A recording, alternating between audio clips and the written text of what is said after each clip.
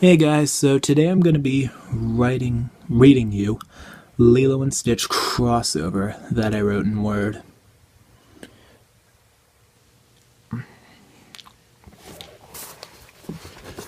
Hang on. 20 minutes later, Joe showed up in a dark green Toyota Corolla.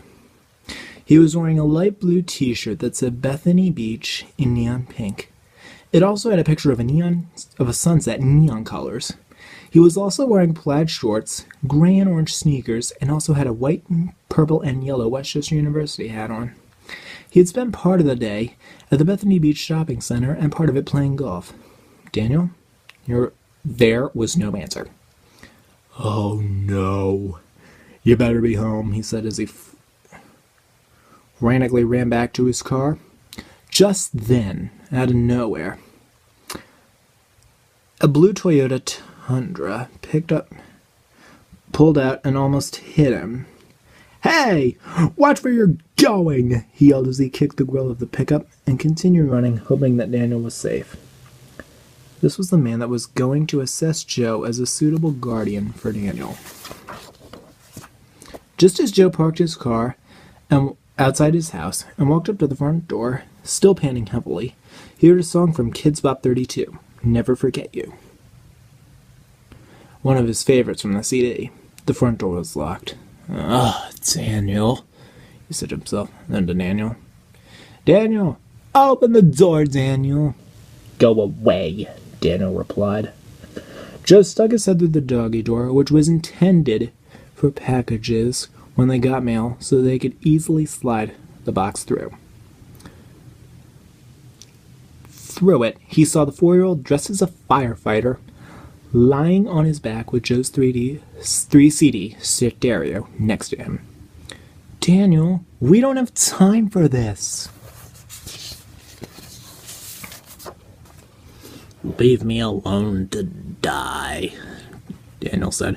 "Come on, Daniel, the social worker's gonna be here any minute," Joe said with tension in his voice. Daniel was just being bad.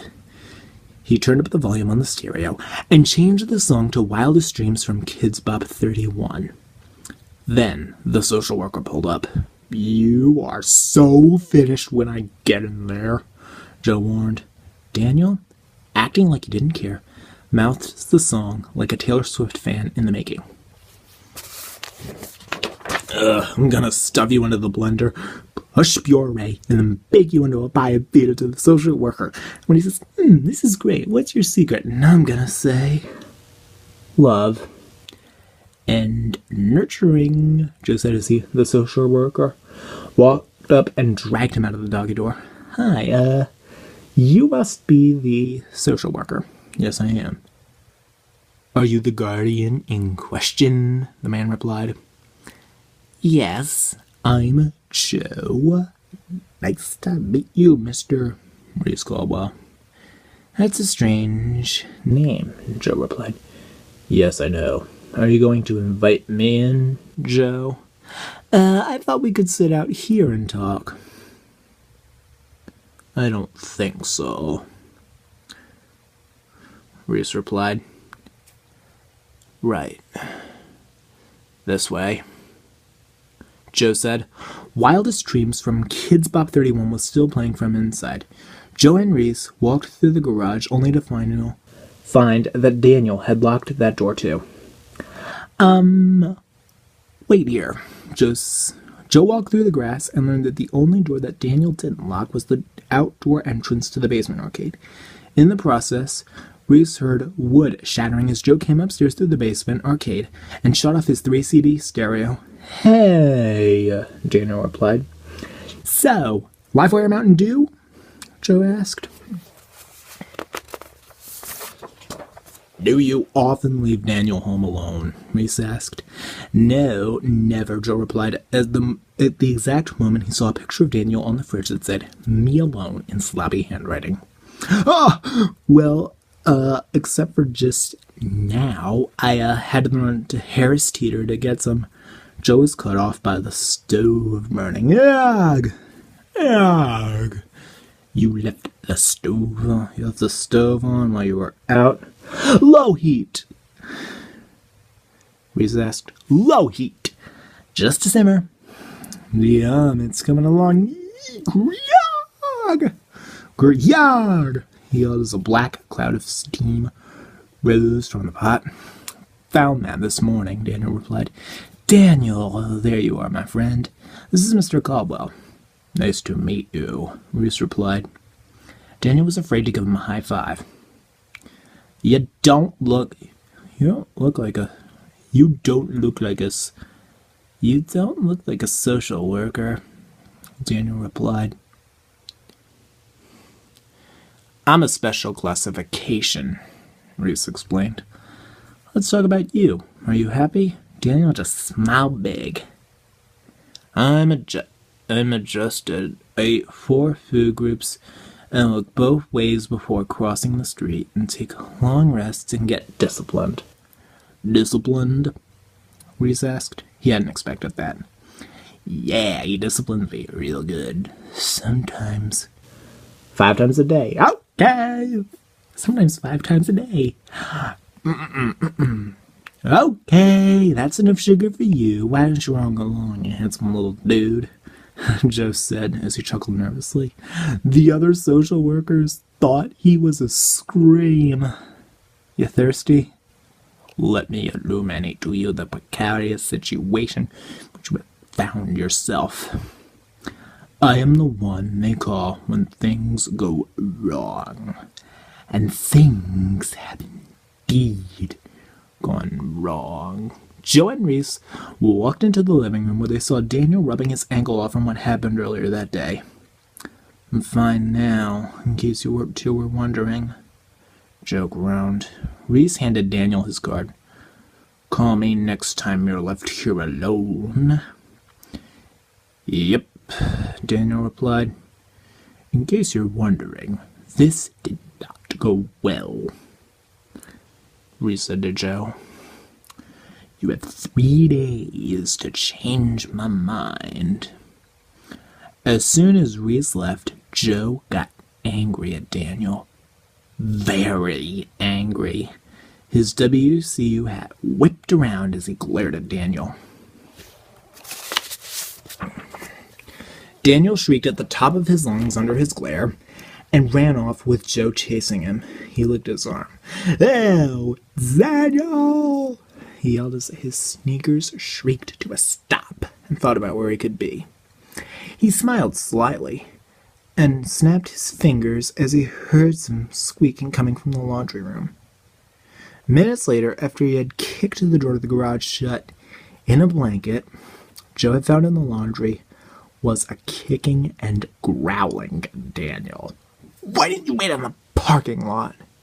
You were supposed to wait there, Joe shouted as he pounded his fist on the floor, trying to keep Daniel from escaping.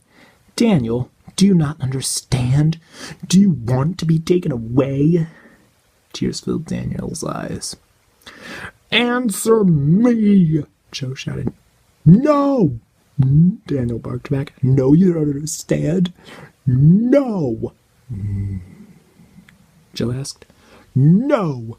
Daniel snapped. No! What? Joe snarled. No! Daniel cried. With that, he flung himself on the floor, face down, and muttered something. Joe looked hopeless. He leaned inward to see what Daniel was trying to say, but couldn't hear anything. Ugh, I love hanging out with you, but you're such a pain sometimes. Joe, he groaned. So why don't you sell me a buy a Red Robin costume instead?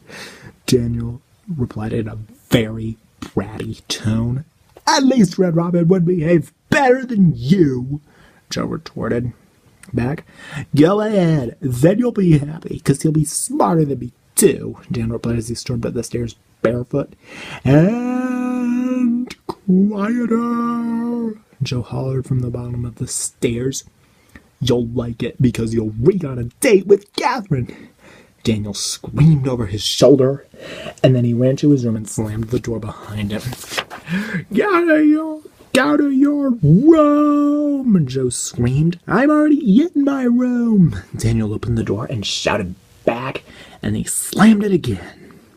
Joe stormed to the couch, grabbed a pillow, and pressed his face into it and screamed. Upstairs in his room, Daniel was doing the same. And if you look closely, you can see that my brother and I were illustrating this earlier this afternoon, so that's supposed to be my go to your room face from him. Later, Daniel had cooled down and changed into his lying guard pajamas for the night and stared sadly at a Mickey Mouse firefighter plush Joe gave him for his 4th birthday. Both of them had a chance to cool off. Just then, Joe knocked on his door. Hey, he said, holding a plate with a slice of pizza on it. I ordered pizza from Pino's, in case you were hungry. We're a broken duo, aren't we? Daniel said. No, Joe replied, but sometimes we are. Maybe a little, maybe a lot. He sighed. I shouldn't have yelled at you. I like you 'cause you're cool, Daniel said. Oh, that's very sweet, Joe said. And you like me better than Red Robin, right? Daniel said with his voice breaking.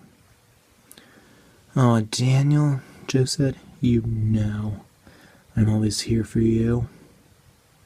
You're a good role model for me, Daniel said. And that's basically the end, but when my brother and I were illustrating it, you'll notice that if you've seen the movie Lilo and Stitch, my brother and I did a sign that says, Daniel says, keep out, because in Hawaiian, or kapoo, or something like kapoo in Hawaiian. Well, anyways, I hope you enjoyed this, me reading a story I wrote in Word, and see y'all soon.